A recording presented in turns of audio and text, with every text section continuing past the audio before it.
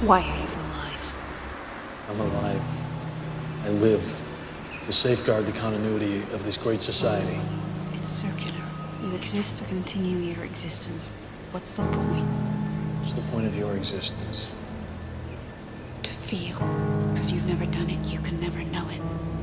But it's as vital as breath. And without it, without love, without anger, without sorrow, breath is just a clock, ticking.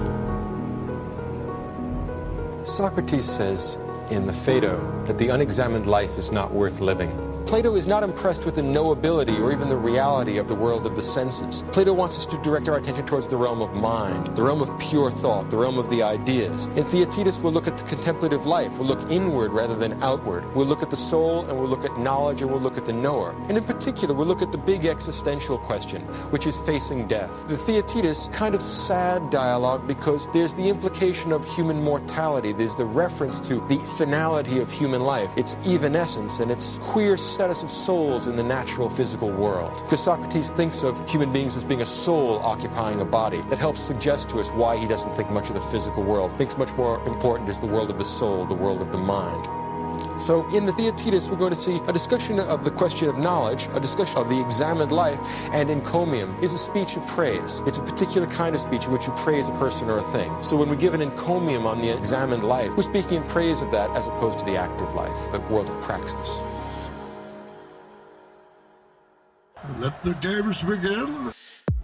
Plato's views on nature, as they're expressed in the Timaeus, are rather like a hymn to nature. So Plato is going to give an account of nature, which is teleological and which is a theodicy. When I say this is a theodicy, I mean that he's justifying God's ways to man. Telos in Greek is the word for purpose. And Plato is trying to convince his listeners that everything happens for a purpose. Everything happens for a reason. The divine demiurge, the creator God, created the world for a reason, and everything is there for a particular reason, doing what it's doing for a particular reason. It all ultimately serves the best because God has only good intentions and good wishes. That's a lovely, lovely voice. So what Plato is a syncretistic attempt to bring together what he understands to be the best of these myths. Socrates is a sort of hero the way Hector or Achilles are heroes, but he's a hero of knowledge and wisdom, not an illiterate hero of death and violence. Also, he's the sort of hero that insists upon moral order in the world and the idea that there will be moral judgment. In other words, there's an inescapable moral judgment, which you can't have in the life of a Homeric hero. Reality is made of language. Our normal, sober lives is one big hero's journey. So if we're all on a hero's journey, we have a responsibility to use words to map our reality the way that we want, to make a masterpiece out of life. Accept whatever comes to you woven in the pattern of your destiny, for what could more aptly fit your needs? This was written 2000 years ago by Marcus Aurelius. You can improve your life situation, but you cannot improve your life. Life is primary. Life is your deepest inner being. It is already whole, complete, perfect. Your life situation consists of your circumstances and your experiences. There's nothing wrong with setting goals and striving to achieve things. The mistake lies in using it as a substitute for the feeling of life, for being. The only point of access for that is the now. You now recognize not only your own immortality, but through your own, that of every other creature as well. On the level of form, you share mortality and the precariousness of existence. On the level of being, you share eternal, radiant life. These are the two aspects of compassion. In compassion, the seemingly opposite feelings of sadness and joy merge into one and become transmuted into a deep inner peace. This is the peace of God. It's racing up his spine. Then we can't wait. A machine model again that is supposed to answer everything, but it doesn't. Think about this. Even rationality is grounded in a leap of intuition. There is no way you can rationally prove that rationality is a good way to look at the world. We intuit that it is very helpful. He's in pain! You have to do something! The pain will subside. Activate them. They're untested. We recovered them. Do it! Upload initiated. Completed. Recalibrating memory.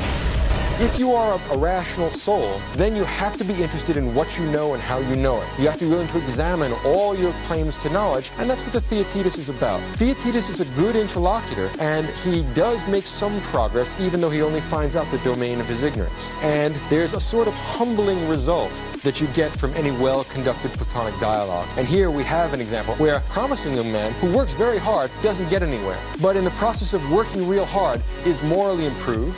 And remember that this is a mimesis. In other words, this is a representation. Plato represents a good man morally improving other men, offering Greece a new kind of hero.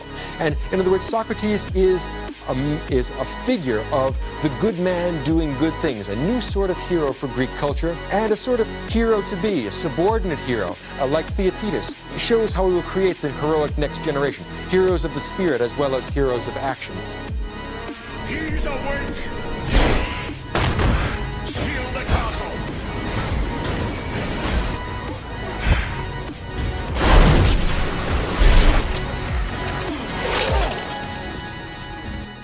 Einstein, he said, the intuitive mind is a sacred gift, and the rational mind is a faithful servant. We have created a society that honors the servant, but has forgotten the gift. Now, what this gives us is a philosophical psychology. What you're looking for is the person who actually gets it right, the one who does understand what the nature of the human condition is and what's right for it. You need someone who, by nature and as a result of philosophical guidance, has attained a degree of wisdom otherwise unavailable to the masses. We can do so much more. We can save this world.